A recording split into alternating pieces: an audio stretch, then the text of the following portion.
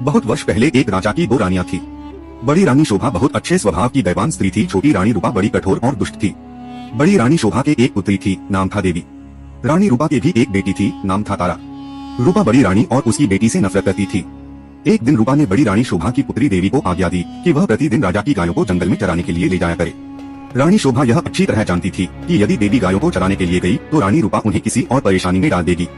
देवी रोज सुबह गायों को जंगल में ले जाती। एक शाम जब वह जंगल से घर लौट रही थी तो उसे अपने पीछे एक धीमी सी आवाज सुनाई दी, देवी देवी क्या तुम उससे विवाह करोगी? देवी डर गई। जितनी जल्दी हो सका गायों को घर की ओर गई। दूसरे दिन भी जब वह घर लौट रही थी तो उसने वही आवाज फिर से सुनी। वही प्रश्न उससे फिर पूछा गया। रात को देवी ने अपनी माँ को उस आवाज के बारे में कहा। माँ सारी रात इस बात पर विचार करती रही। फिर अगले दिन माँ ने कहा, यदि आज शाम के समय भी तुम्हें वही आवाज सुनाई दे तो तुम उस आवाज का उत्तर देना। कल सुबह तुम मेरे घर आ जाओ, फिर मैं तुमसे विवाह कर लूंगी। देवी बोली, माँ हम उसे जानते तक नहीं। माँ ने कहा, हमें इस प्रस्ताव को स्वीकार कर लेना चाहिए, ईश्वर हमारी सहायता करेगा। उस शाम जब देवी गायों को लेकर लौट रही थी उसे वही आवाज फिर सुनाई दी, देवी देवी क्या तुम मुझे से विवाह करोगी? देवी रुक गई। उसने पीछे मुड़कर देखा लेकिन उसे कोई नहीं दिखाई दिया। फिर उसे माँ के शब्द याद आ गए। वह जल्दी से बोली, हाँ यदि तुम कल सुबह मेरे घर आ जाओ तो मैं तुमसे विवाह कर लूंगी। तब वह बड़ी तेजी से गायों को हाँकती हुई घर चली गई। अगले दिन सुबह रानी शोभा जल्दी उठ गई। उसने जाकर बाहर का दरवाजा खोला। अचानक उसे एक धक्का सा लगा। एक बड़ा अजगर कुंडली मारे बैठा था। रानी शोभा सहायता के लिए चिल्लाई। देवी और नौकर भागे भागे आए कि क्या बात है। अजगर ने कहा, नमस्कार, मुझे निमंत्रित किया गया था इसलिए मैं आया हूँ।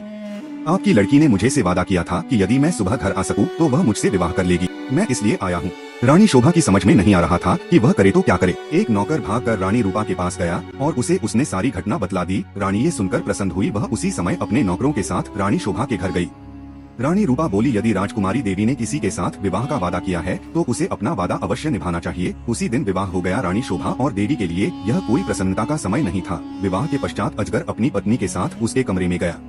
सारी रात रानी शोभा ने प्रार्थना करते हुए बिताई कि उसकी बच्ची ठीक रहे। दूसरे दिन बड़े सवेरे उसने देवी के कमरे का दरवाजा खटखटाया। एक सुंदर नवयुवक ने दरवाजा खोला। देवी उसके पीछे खड़ी थी। नवयुवक बोला, मैं आपको कह नहीं सकता कि मेरी जान बचाने के लिए मैं आपका और देवी का कितना आभारी हूँ। मैं एक शाप के कारण अजगर बन गया था। एक वन देवता मुझसे क्रुद्ध थे और उन्होंने मुझे अजगर बना दिया। तब उन्होंने कहा कि यदि कोई राजकुमारी मुझसे विवाह कर लेगी तो मैं फिर से मनुष्य बन जाऊंगा और अब देवी ने मुझसे विवाह कर लिया है। अब मैं फिर कभी अजगर नहीं बनूंगा। रानी शोभा बहुत प्रसन्न हुई।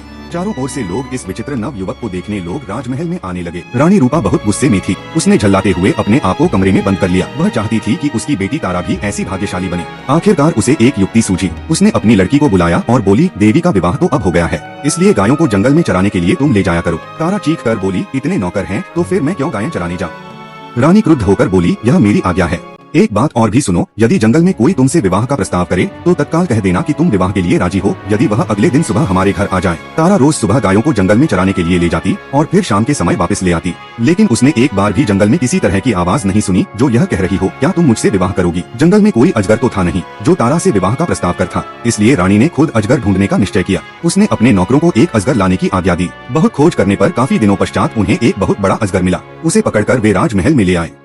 आखिरकार रानी का अभिप्राय पूरा हो गया और उसने तारा का विवाह इस अजगर से कर दिया। अब रानी को संतोष हुआ। विवाह की रात तारा तथा अजगर को एक कमरे में बंद कर दिया गया। रानी अधीरता से सुबह की प्रतीक्षा कर रही थी। रानी रूपा ने सवेरे सवेरे ही लड़की के कमरे का दरवाजा खटखटाया, लेकिन कोई उत्तर न मिला।